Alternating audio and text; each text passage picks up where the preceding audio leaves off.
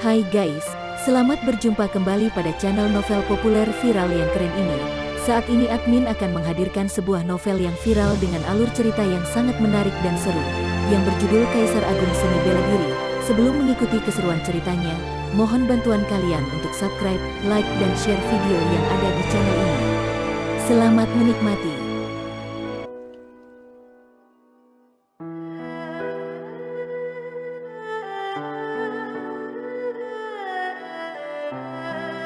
Kaisar Agung Seni Bela Diri, Bab 104. Tuan Luo, apakah kamu merasa lebih baik sekarang? Melihat Luo Xiu datang kepadanya, Yuan Yu menangkupkan tangan dan menyapa Luo Xiu dengan sopan. Meskipun dia tidak tahu kenapa Luo Xiu dilukai oleh kepala serikat, dia tidak menebak seperti Jia Jia. Terima kasih atas perhatian Anda, Tetua Su. Dengan pil peringkat kelima yang diberikan oleh Tuan Sen, saya yakin bisa segera pulih, jawab Luo Xiu. Tuan Luo, apa yang bisa saya lakukan untuk Anda? Tanya Yuan Yu setelah mereka duduk. Ini masalahnya. Aku memiliki sesuatu yang harus saya jual untuk mendapatkan batu vitalitas. Luo Xiu membalikkan tangannya dan mengeluarkan beberapa cincin penyimpanan. Semua barang di dalamnya dimiliki oleh para kultivator seni bela diri yang telah dia bunuh dan tidak berguna baginya. Ketika dia mencapai level ke-9 tingkatan bawaan, dia hampir menghabiskan semua batu vitalitas. Oleh karena itu, dia harus menjual barang-barang itu. Yuan Yu mengangguk sambil tersenyum. Kemudian, dia mulai menghitung barang-barang di dalam cincin penyimpanan. Tidak lama kemudian, dia mendapatkan hasilnya. Barang-barang ini tidak terlalu peringkat tinggi, tetapi memiliki jumlah yang banyak. Semua ini dapat dijual seharga 50.000 batu vitalitas, ujar Yuan Yu. 50.000 batu vitalitas terlihat banyak, tetapi itu setara dengan 500 batu vitalitas peringkat menengah. Namun, selain barang-barang dari orang suci bela diri, Xiang Chen, Grandmaster bela diri bawaan yang dia bunuh bernilai sekitar 30.000 batu vitalitas. Umumnya, seorang Grandmaster bela diri bawaan memiliki ribuan batu vitalitas, seorang orang suci bela diri memiliki puluhan ribu batu vitalitas, dan seorang raja bela diri memiliki setidaknya puluhan ribu batu vitalitas. Basis kultivasi Luo Xiu tidak tinggi, tetapi sumber kultivasi yang dia gunakan hampir sama dengan kekayaan yang dimiliki beberapa raja bela diri. Itu tidak berarti bahwa raja bela diri itu miskin, melainkan karena seorang raja bela diri akan menghabiskan banyak uang untuk berbagai sumber daya yang dia butuhkan demi kultivasinya. Kekayaan yang diperolehnya digunakan sebagai penukaran sumber daya untuk meningkatkan basis kultivasinya. Jika seseorang tidak menggunakan sumber daya untuk meningkatkan basis kultivasinya, kemungkinan dia akan dibunuh oleh orang lain suatu hari nanti. Tidak peduli berapa banyak kekayaan yang telah dikumpulkan, kekayaan tersebut akan diambil alih. Oleh karena itu, banyak kultivator seni bela diri yang berkeliling untuk berkultivasi dan jarang mengumpulkan kekayaan. Hanya orang-orang yang mencapai batas kultivasi dan tidak bisa melangkah lebih jauh yang akan mengumpulkan kekayaan untuk melatih generasi berikutnya. Setelah menjual semua barang ke serikat berburu, Luo Xiu mendapatkan 50.000 batu vitalitas peringkat rendah. Dia masih memiliki beberapa barang bagus seperti kulit, tulang, esensi darah, dan pil iblis dari harimau berkepala dua yang terasingkan. Selain senjata perang, baju perang dengan efek pertahanan sangat diperlukan dalam pertarungan antara kultivator seni bela diri. Harimau berkepala dua yang terasingkan adalah binatang iblis tingkat 5. Jika master penempaan level 5 menyempurnakannya menjadi baju perang kulit, baju besi itu bisa menahan serangan senjata perang di bawah peringkat bumi. Baju tersebut bahkan bisa menangkal sebagian besar serangan senjata perang level rendah peringkat bumi dan digunakan untuk menyelamatkan nyawa mereka.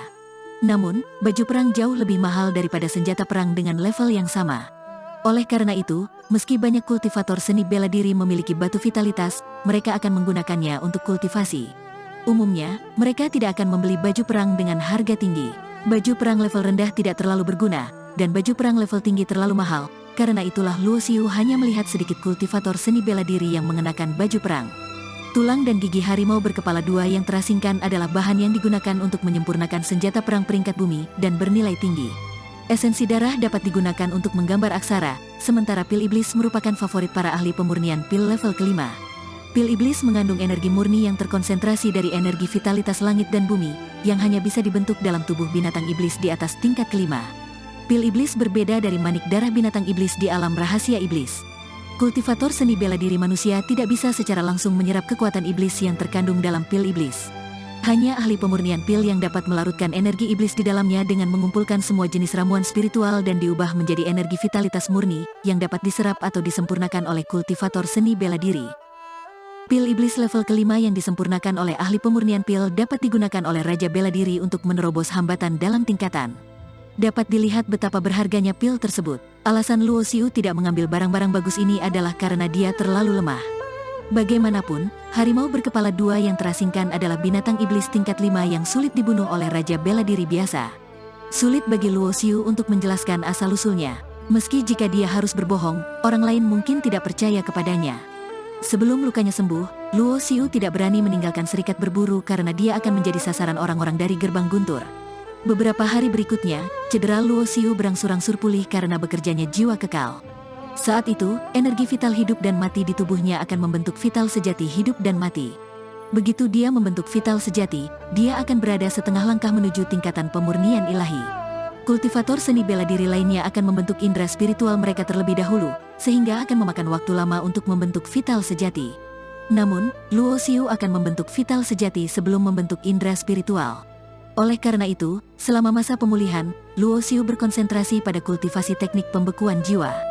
Ketika dia membentuk persepsi jiwanya ke dalam indera spiritual, dengan kekuatan indera spiritual dan vital sejati, dia dapat mencapai tingkatan pemurnian ilahi. Ketika mencapai tingkatan pemurnian ilahi, dia akan menjadi orang suci bela diri. Dia akan dianggap sebagai kultivator yang kuat di negara bagian tanah langit dan mampu melindungi dirinya sendiri.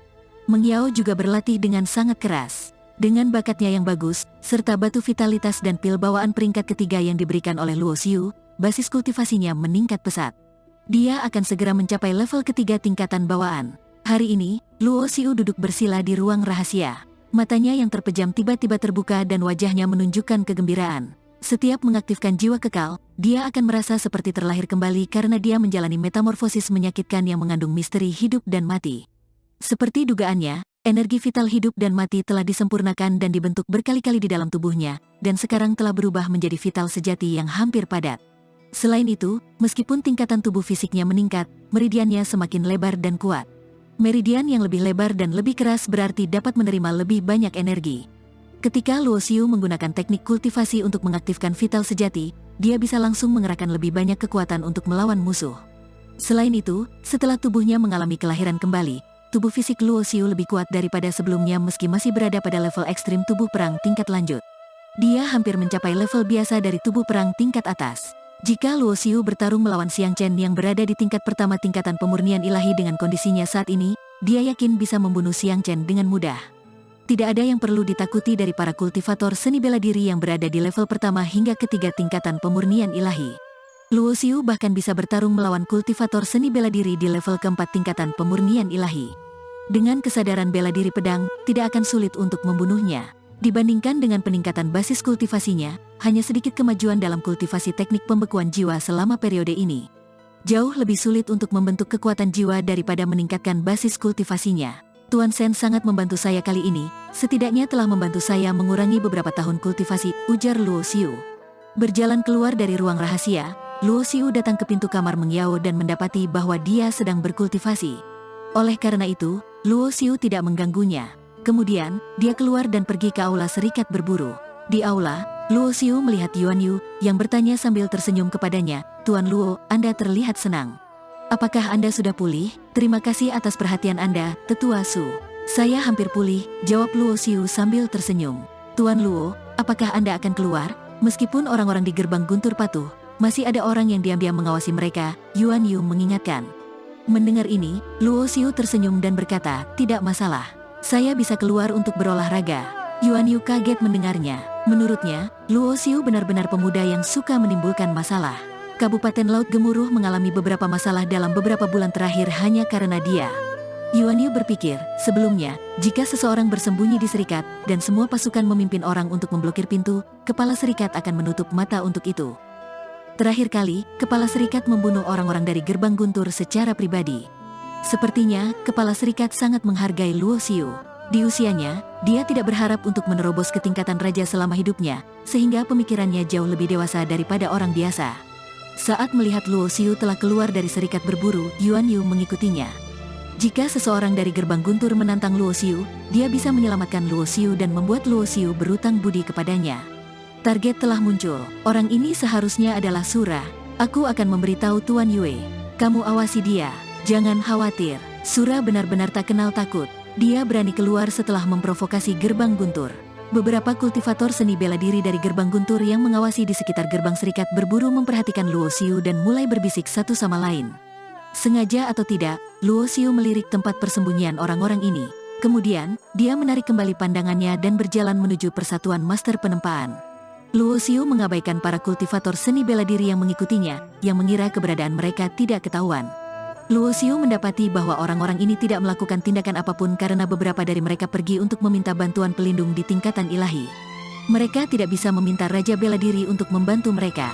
Bagaimanapun juga, menurut informasi yang dikumpulkan oleh Gerbang Guntur, Luo Xiu tidak cukup kuat hingga membutuhkan Raja Bela Diri untuk membunuhnya. Semua kultivator yang mencapai tingkatan raja memiliki harga diri. Wajar bagi mereka untuk menganggap remeh dalam menyerang seorang pemuda di tingkatan bawaan. 4 perkumpulan terbesar biasanya tidak berlokasi terlalu jauh antara satu sama lain, jadi Luo Xiu segera tiba di persatuan master penempaan. Alasan dia kemari adalah untuk membeli beberapa bendera formasi. Dia memiliki pencapaian sebagai penyihir formasi penyihir tingkat kelima. Jika tidak memanfaatkannya dengan baik, bukankah itu akan menyia-nyiakan kemampuannya? Meskipun persepsi jiwanya belum berubah menjadi indera spiritual, tidak banyak perbedaan yang dirasakannya. Dia hampir tidak bisa mengendalikan bendera formasi untuk membentuk bentukan tingkat keempat. Bendera formasi memiliki level yang berbeda sesuai dengan level formasi. Jika dia ingin membentuk bentukan tingkat keempat, dia membutuhkan bendera bentukan tingkat keempat.